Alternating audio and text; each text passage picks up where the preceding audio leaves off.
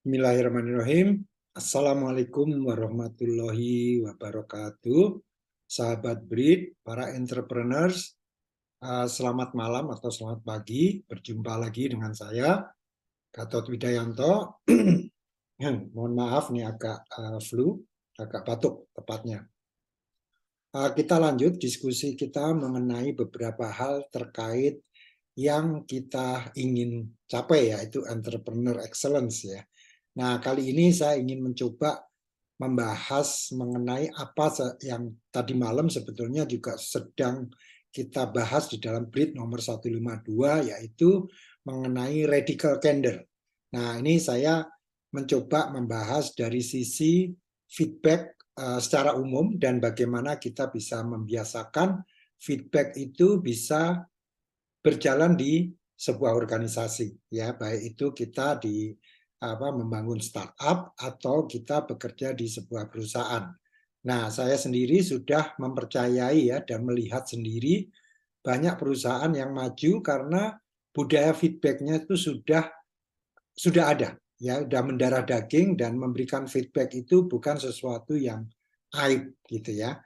Nah, tapi sebelum ke sana kita coba pelajari dulu ya, feedback itu apa sih dan apa beberapa hal terkait feedback sehingga kita bisa lebih lebih enak gitu membahasnya, mengambil solusinya gitu ya.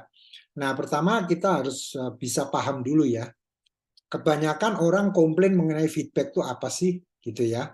Pertama adalah feedback itu tidak diberikan pada waktunya. Jadi misalnya kejadiannya sekarang dikasih feedbacknya 6 bulan kemudian, ya bahkan 1 bulan kemudian aja mungkin terlalu telat gitu. Dan di beberapa perusahaan yang masih konvensional gitu ya, feedback itu hanya diberikan pada saat performance review, ya pada saat ada manajemen kinerja review gitu, review terhadap kemampuan kita atau performance kita selama 1 tahun. Artinya bisa jadi 1 tahun atau 6 bulan. Jadi udah telat. Ya. Kemudian the lack of regular or ongoing feedback. Jadi pada saat seseorang melakukan kesalahan itu atau melakukan sesuatu yang benar tidak langsung diberi feedback, tapi disimpan gitu ya. Jadi tidak dibiasakan setiap saat, pada saat dia benar diberi pujian gitu, pada saat dia salah langsung diberitahu, tapi tidak reguler, hanya kadang-kadang saja. Kemudian feedback yang tidak jelas, fake ya, jadi maunya apa nggak jelas, tujuannya mungkin memberitahu agar benar, tapi ternyata yang diomongin yang baik-baik terus, sehingga yang diberi feedback nggak jelas. Ini orang ngomong apa ya, gitu ya. Jadi kita at the end nggak merasa diberi feedback. Kemudian feedback yang tidak akurat, ya tidak benar, ya ngawur, gitu ya. Dan terakhir feedback that is indirect or sugar coated. Jadi terlalu banyak muter-muter, bahkan dibumbu-bumbuin, sehingga tujuan memberikan feedback itu tidak tercapai karena terlalu banyak muter-muter dan terlalu banyak bumbu-bumbu yang terlalu dipaksakan gitu ya. Jadi ini yang menjadi kendala kita.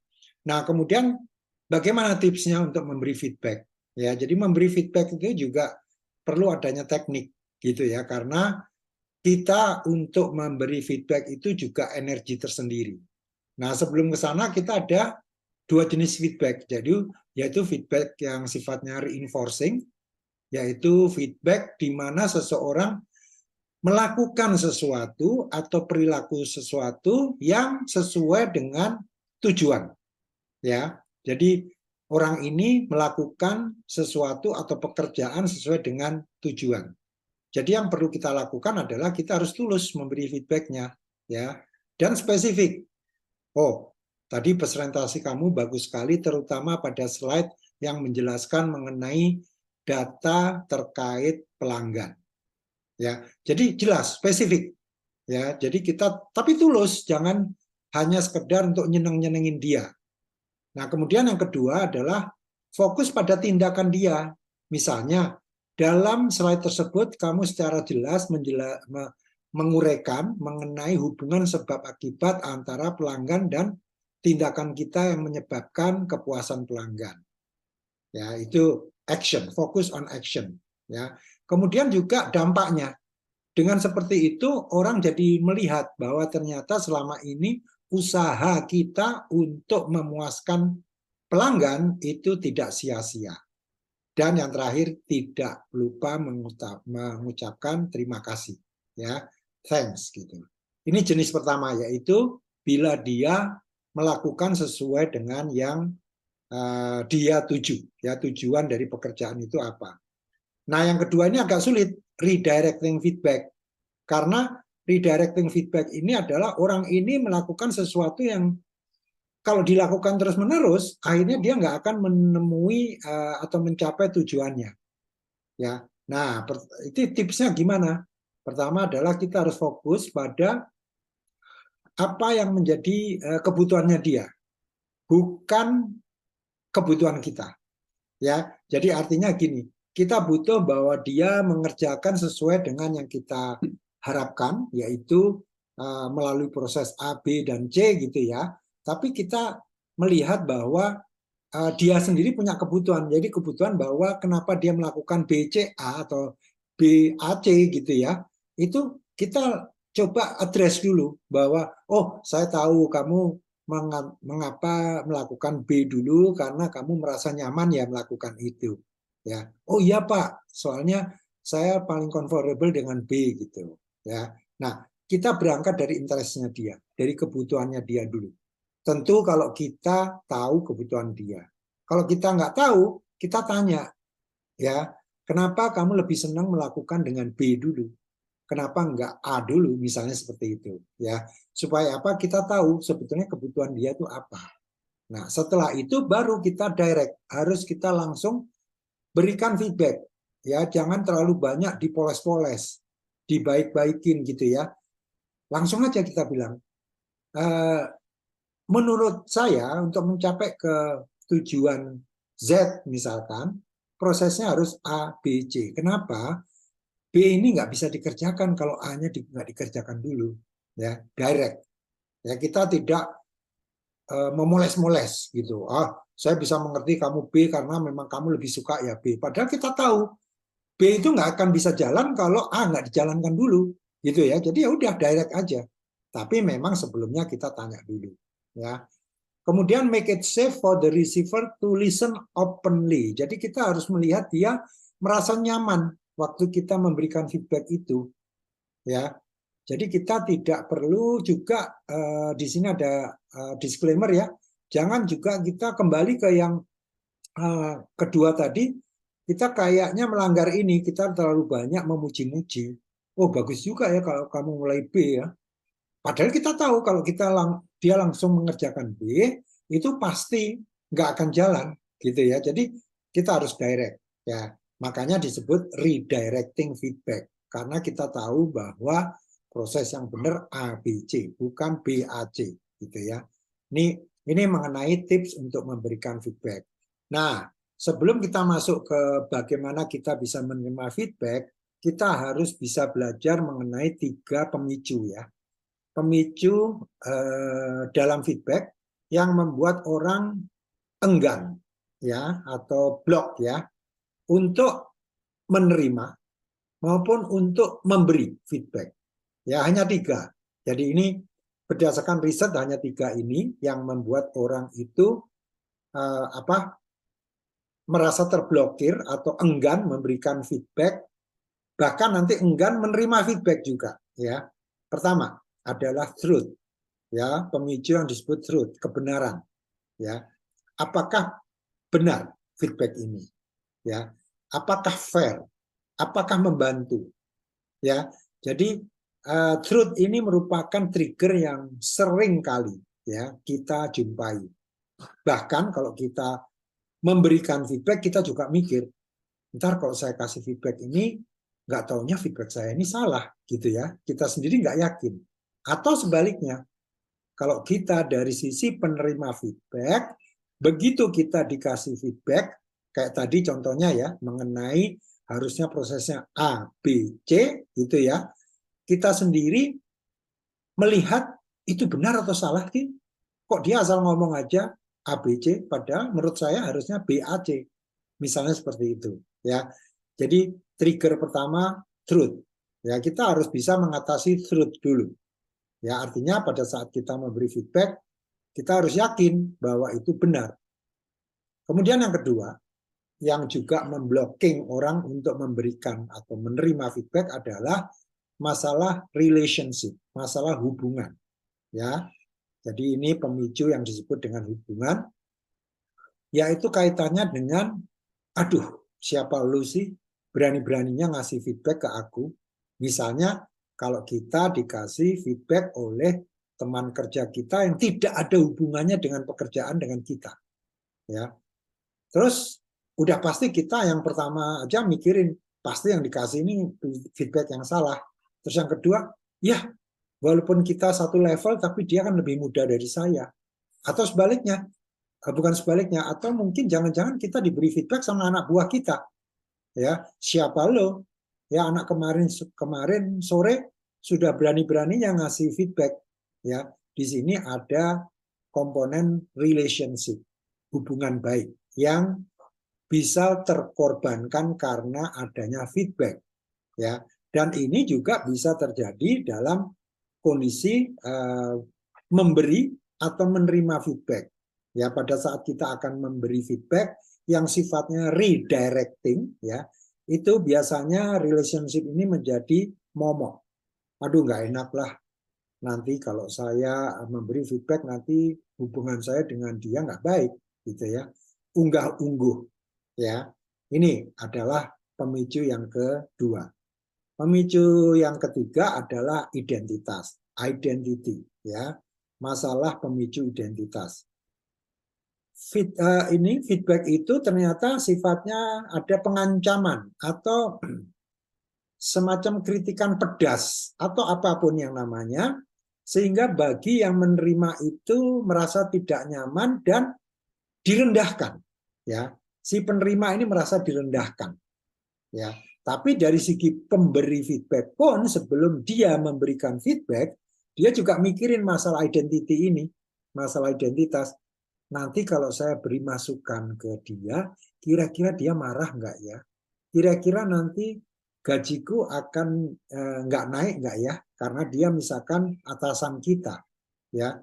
Kita mau memberikan feedback pasti mikirin mengenai nanti dikirain saya anak buah yang resek, gitu ya. Nah, ini juga menjadi pikiran kita. Jadi kalau disingkat, TRI, ya. T pertama truth, R-nya adalah relationship, dan yang ketiga I-nya adalah identity, ya. Enak ya mengingatnya ya. Jadi kalau kita memberi feedback, ya kita ingat tiga hal itu, TRI ya. Nah, sekarang kita masuk pada menerima feedback, terutama kalau kita menerima kritik, ya kan? Pasti kita cenderung ya, nggak semua orang ya, defensif ya. Tapi nggak apa-apa, kita coba pahami dulu feedback itu apa sih? Ternyata feedback itu informasi. Saya ulang ya, feedback itu adalah informasi. Tentang apa? Tentang perilaku kita, pekerjaan kita, kinerja kita yang membantu kita untuk menyelaraskan antara kegiatan atau tindakan kita, apa yang kita kerjakan dengan tujuan akhir kita. Misalnya, mau ke Surabaya dari Jakarta tapi jalannya ke barat, ya, ke arah barat, bukan ke arah timur, ya. Padahal jelas Surabaya itu ada di sebelah timurnya Jakarta, ya. Kalau ada orang memberitahu, ya, Gatot jangan jalannya ke sana tuh arahnya Serang atau Cilegon. Kalau kamu mau ke Surabaya, arahnya ke timur, ke arah sana loh, ya. Jadi informasi, ya. Jadi feedback itu sebetulnya informasi, jangan baper dulu kalau kita terima feedback, ya. Nah, yang kedua, kita tuh perlu feedback, ya. Kenapa? Karena kita perlu pengembangan diri, perlu peningkatan kinerja, dan perlu adanya pencapaian objektif dalam karir kita atau dalam bisnis kita, ya. Jadi kita sangat perlu feedback itu. Jadi kalau kita sudah perlu, kita jangan hanya menunggu sebetulnya minta feedback, Tapi benar-benar dengan harapan dia memberikan feedback yang jujur ya, bukan untuk akhirnya kita pengen dipuji, enggak. Tapi kita pengen dia jujur mengatakan ke kita apa yang kita perlu perbaiki untuk kebaikan kita. Ya, jadi harus jejak nih kita pemahaman kita mengenai feedback ini. Kemudian yang ketiga adalah coba cari manfaat atau hikmah ya dari semua feedback, bahkan feedback yang sifatnya abu-abu, nggak jelas, bahkan yang tidak tepat, bahkan yang tidak fair, ya coba mencari hikmahnya. Kalau bagi saya begini ya, kalau ada orang memberikan feedback yang nggak fair atau unhelpful ya, tidak membantu saya gitu. Paling tidak saya berpikir dia mengatakan itu ke saya ada sudah merupakan suatu energi tersendiri yang perlu saya apresiasi. Itu pertama. Yang kedua, jangan-jangan yang dikatakan memang benar. Dia aja ngomonginnya kasar sambil melempar buku atau sambil pokoknya mukanya masam gitu ya. Tapi ternyata yang dikatakan dia benar. Bahwa performance saya tidak sesuai dengan harapan dia. Ya, misalnya dia tuh bos saya gitu ya. Jadi kita coba cari masalahnya untuk kebaikan kita. Ya, jadi jangan baper dulu gitu ya. Nah, kemudian yang terakhir adalah handle criticism with less anxiety and frustration. Jadi kalau kita dikritik itu jangan terlalu banyak gelisah atau gusar atau frustrasi ya. Mungkin sampai nggak bisa tidur gitu, terus ada rencana untuk balas dendam, jangan ya. Justru kalau diberi kritik kita harus berterima kasih karena dia sendiri untuk memberi kritik udah suatu energi dan udah pasti ada nyeselnya. Aduh, tadi saya mengkritik Gatot nih, yang saya kritik tadi benar nggak sih? True, ya kan? Wah, hubungan saya dengan Gatot nanti baik nggak sih? Relationship, ya kan? Wah, setelah ini nanti saya dicap sama Gatot sebagai orang yang ceriwis ya, yang cerewet banget gitu ya. I atau identitas. Jadi tri tadi. Jadi kita harus mikirin dia pun harus mengatasi tri-nya dia. Kita juga harus bisa mengendalikan tri kita, ya. Kalaupun itu nggak benar, it's okay gitu, karena kita masih bisa mencari value dari apa yang dia katakan. Ya, jadi ini menurut saya penting sekali dalam hal kita memberi atau menerima feedback. Terakhir, sebetulnya ini ada paradigma yang bagus sekali terkait dengan menerima feedback, yaitu the usefulness of feedback depends less on the ability of others to give it well than it does on our ability to receive it well. Jadi dari quote ini jelas sekali. Yang dibutuhkan dari kita kalau kita menjadi seorang well-rounded individual, ya, orang yang benar-benar komprehensif, orang yang benar-benar profesional, ya, kita harus bisa memiliki kemampuan untuk menerima feedback dengan baik dalam bentuk apapun, kritik, cacian, hujatan, ya, kita harus bersabar, harus mencari value dari apa yang dihujat oleh dia kepada kita, ya. Bahwa dia melakukannya dengan sopan atau dengan hujatan itu nggak penting ternyata, ya. Depends less on the ability of others to give it well, ya. Tapi benar-benar lebih kepada kita bisa menyerap atau tidak. Itu yang lebih penting. Ya, jadi teman-teman, kalau kita pengen maju, kita harus maju dulu dalam hal menerima feedback. Kalau perlu, kita seek, ya, kita cari feedback kepada pelanggan, ya, kepada rekan kerja, bahkan kepada anak buah kita, ya, supaya apa? Kita selalu on track, ya, karena kembali lagi feedback is an information, ya, dan kita semua perlu informasi. Demikian, mudah-mudahan bermanfaat dan saya senang sekali bisa bergabung di sini. Artinya teman-teman nanti bisa juga melihat di rekamannya di YouTube Brit, ya. Terima kasih. Assalamualaikum warahmatullahi wabarakatuh.